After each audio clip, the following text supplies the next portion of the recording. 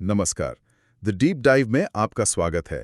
आज 5 फरवरी 2026 है और हम आज के कुछ सबसे ज़रूरी करंट अफेयर्स को गहराई से समझेंगे। ये चर्चा खास तौर पर यूपीएससी की तैयारी करने वालों के लिए है और ये हमारी आज की चर्चा का पहला भाग है। बिल्कुल।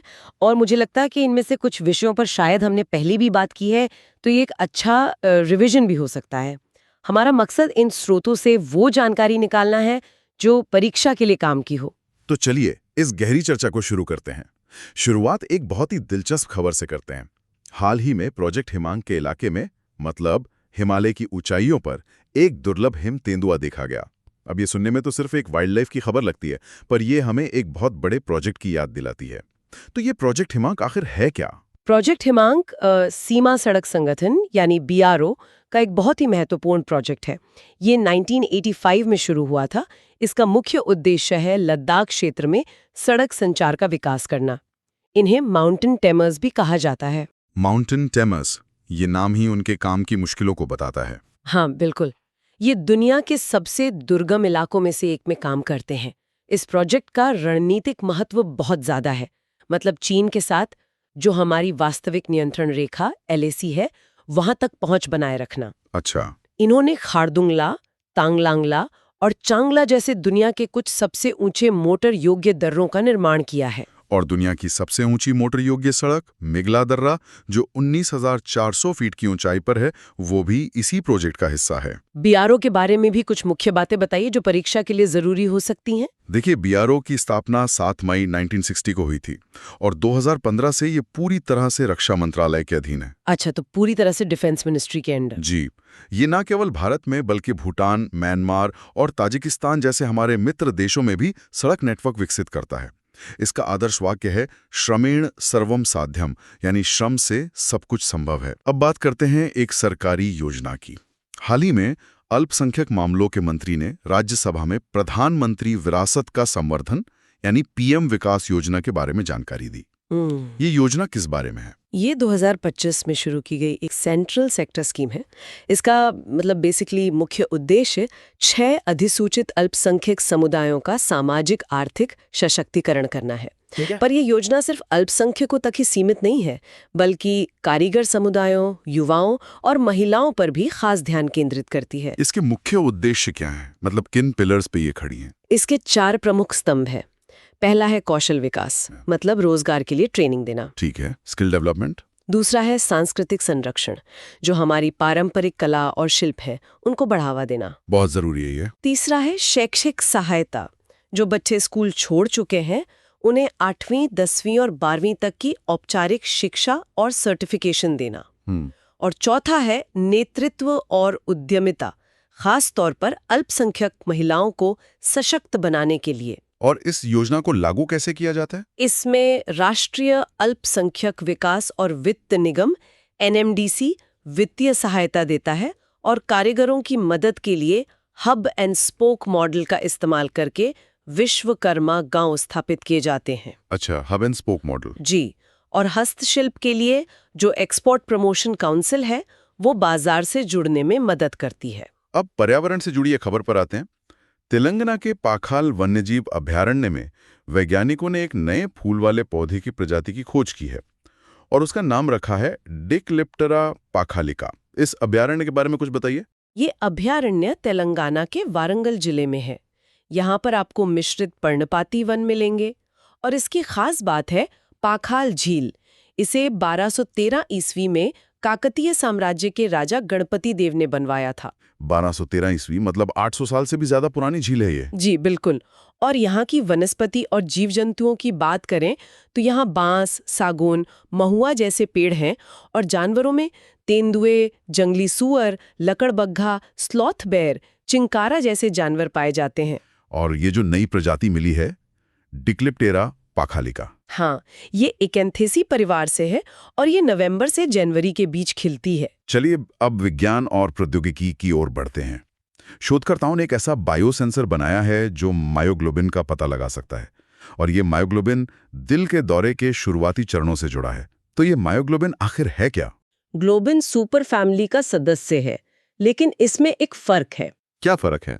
इसमें ऑक्सीजन बाइंडिंग साइट सिर्फ 1 होती है, जबकि हीमोग्लोबिन में 4 होती हैं। अच्छा, तो इसका मुख्य काम क्या है? इसका प्राथमिक काम है खून से ऑक्सीजन को मांसपेशियों तक पहुंचाना, खासकर तब जब उन्हें ऊर्जा की जरूरत होती है। और जब ये मूत्र या प्लाज्मा में पाया जाता है तो ये मांसपेशियों की कोशिकाओं को नुकसान का एक बहुत ही संवेदनशील संकेतक होता है। इसीलिए ये दिल के दौरे का पता लगाने में महत्वपूर्ण है। बिल्कुल। अब एक कानूनी सिद्धांत पर नजर डालते हैं। दिल्ली उच्च न्यायालय ने हाल ही में कहा कि टेंडर ईयर्स डॉक्ट्रिन पर नाबालिग बच्चों का कल्याण और हित सर्वोपरि होना चाहिए। ये सिद्धांत क्या है? सुनने में थोड़ा नया लगता है। ये पारिवारिक कानून में एक क्या कहते हैं, कॉमन लॉ का सिद्धांत है। ये मानता है कि कोमल उम्र के बच्चे, मतलब आमतौर पर 5 साल से कम उम्र के बच्चे, उनको अपनी माँ के साथ ही रहना चाहिए जब तक कि माँ को अयोग्य साबित ना कर दिया जाए। ये सिद्धांत 19वीं सदी के अंत से चला आ रहा है। तो दिल्ली उच्च न्यायालय के फैसले का क्या मतलब हुआ? क्या ये सिद्धांत अब बदल रहा है? एक तरह से हाँ। अदालत ने ये साफ किया है कि बच्चों की कस्टडी का फैसला माता-पिता की भूमिकाओं के बारे में रूढ़िवादी धारणाओं के आधार पर नहीं होना चाहिए, बल्कि बच्चे के समग्र कल्याण का एक व्यापक मूल्यांकन होना चाहिए। ये लैंगिक समानता और बदलती पेरेंटिंग भूमिकाओं को दर्शाता है। ये तो बहुत ही प्रगतिशील कदम है। चलिए एक और पर्यावरण से संबंधित खबर पर आते हैं। हाँ। धौलपुर करौली टाइगर रिजर्व राजस्थान का 5वां और भारत का 54वां टाइगर रिजर्व बन गया है। इसकी भौगोलिक स्थिति क्या है? ये पूर्वी राजस्थान के धौलपुर और करौली जिलों में फैला है। इसके पश्चिम में रणथंभौर टाइगर रिजर्व है और पूर्व में चंबल नदी है। अच्छा, तो ये एक तरह का कॉरिडोर बन गया। बिल्कुल। और इसका क्षेत्रफल लगभग 1111 वर्ग किलोमीटर है। यहाँ किस प्रकार की वनस्पति और जीव पाए जाते हैं? यहाँ मुख्य रूप से शुष्क पर्णपाती वन है, जिनमें धोक नामक पेड़ प्रमुख है। और यहाँ बाघ, तेंदुआ, स्लॉथ बेर, भारतीय भेड़िया के साथ साथ सांभर, नीलगाय और चिंकारा जैसे शाकाहारी जीव भी पाए जाते हैं। रक्षा प्रौद्योगिकी में एक बड़ी सफलता मिली है। डीआरडीओ ने सॉलिड फ्यूल डक्टेड रैमजेट यानी एसएफडीआर तकनीक का सफल परीक्षण किया है।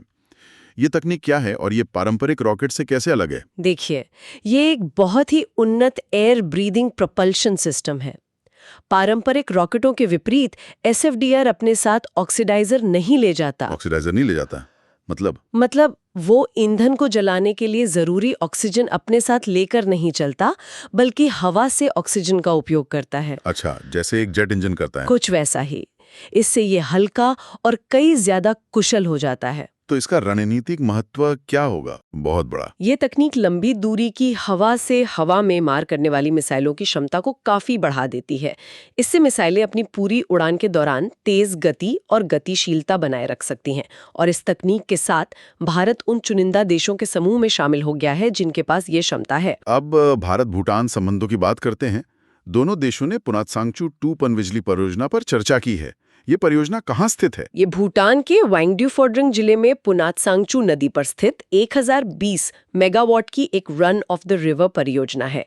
इसका वित्तपोषण भारत सरकार द्वारा 30% अनुदान और 70% ऋण के रूप में किया गया है। और इसी से जुड़ी पुनात सांगचू 1 परियोजना भी है ना? जी हाँ, पुनात सांगचू 1 एक 1200 मेगावाट की परियोजना है। इन दोनों परियोजनाओं से भूटान की स्थापित बिजली उत्पादन क्षमता में लगभग 40% की वृद्धि हुई है। ये भारत और भूटान के बीच मजबूत द्विपक्षीय सहयोग का एक बहुत अच्छा उदाहरण है। अंतर्राष्ट्रीय संबंधों में भारत के चीफ ऑफ डिफेंस स्टाफ यानी सीडीएस आर्मेनिया की यात्रा पर हैं। मैपिंग के नजरिए से आर्मेनिया की भौगोलिक स्थिति महत्वपूर्ण हो जाती है। हाँ, आर्मेनिया कॉकेसस पर्वत श्रृंखला के दक्षिण में स्थित एक भू आबद्ध मतलब लैंडलॉक्ड देश है। इसकी सीमाएं उत्तर में जॉर्जिया, पूर्व में अजरबैजान, दक्षिण पूर्व में ईरान और पश्चिम में तुर्की से लगती हैं। अच्छा, तो ईरान और तुर्की दोनों से सीमा लगती है। इसकी राजधानी यरेवान है।